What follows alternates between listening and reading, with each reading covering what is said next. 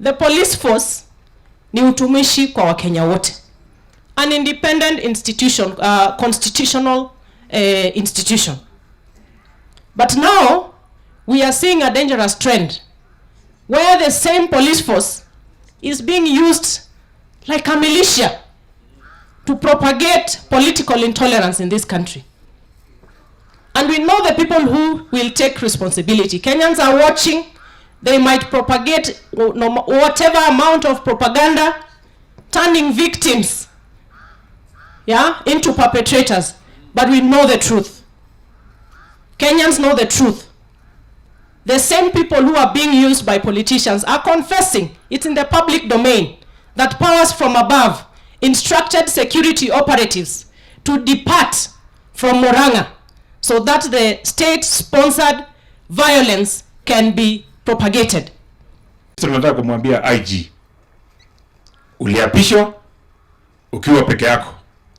Umepewa kazi to work as independent. And if you do not know the meaning of independent, I can give you a dictionary.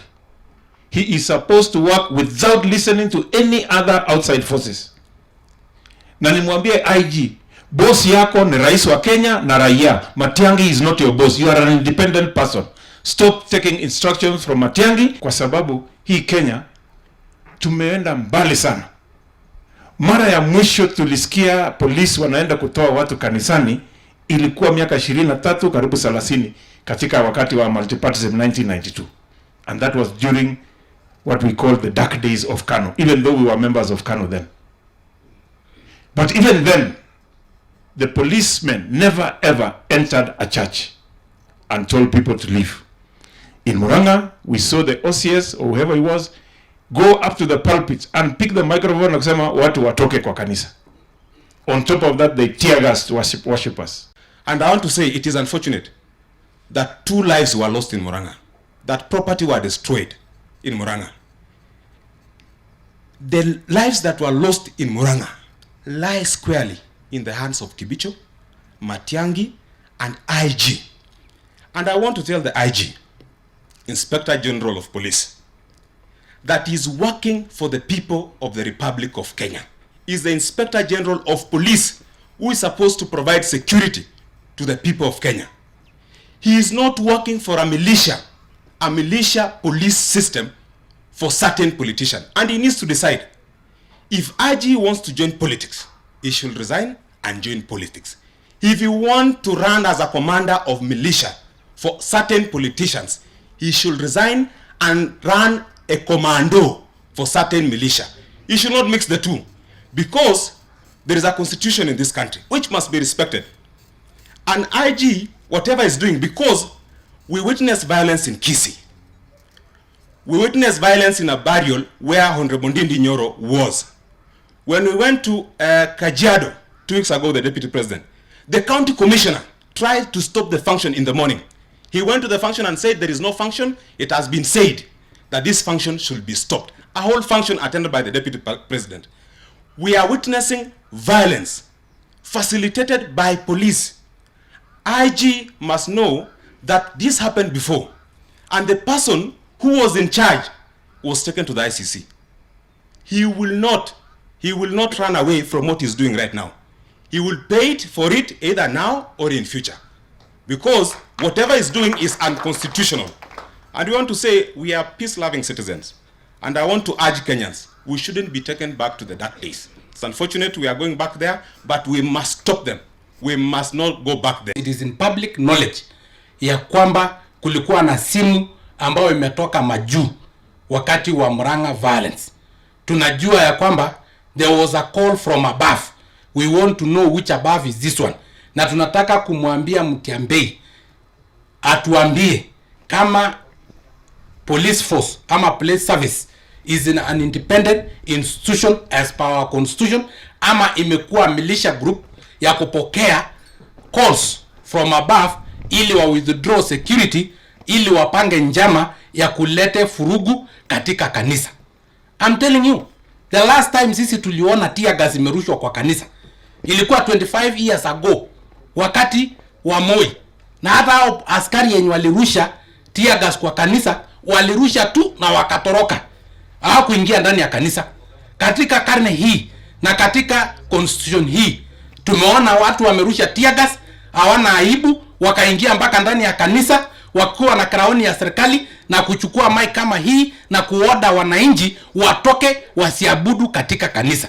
Kwani nchi hii imekuwa ya kuabudu nani? Nchi hii yani when did we reach there as a country? When?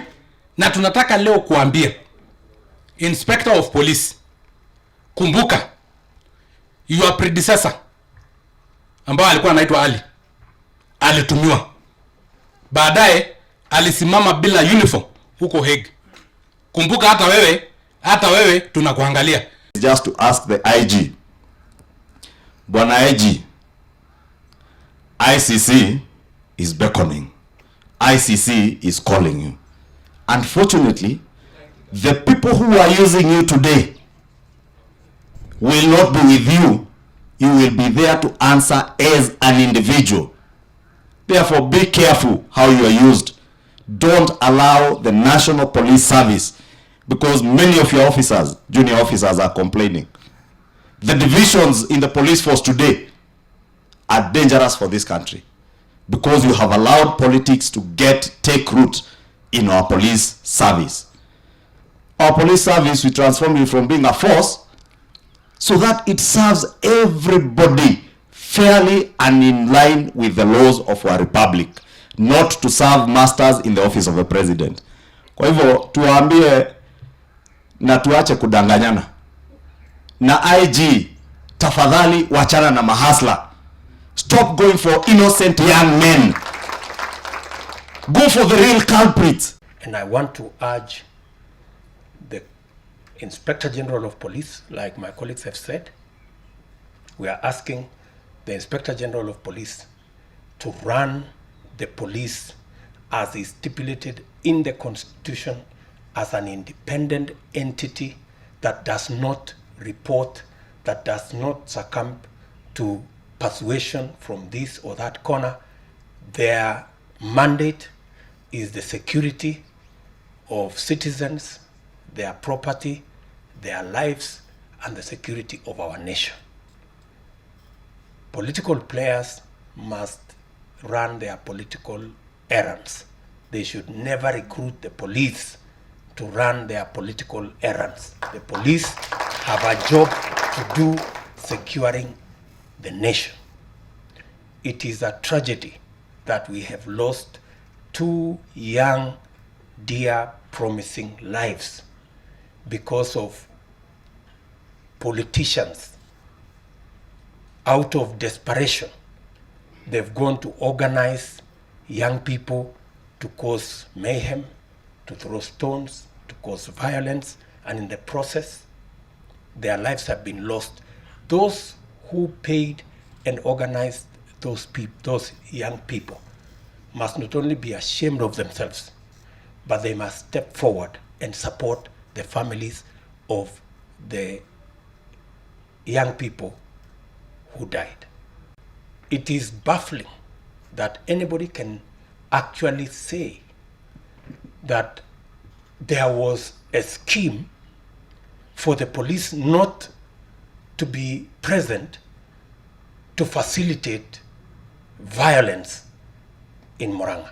That is tragic. That it was actually premeditated that there should be violence for whatever reason.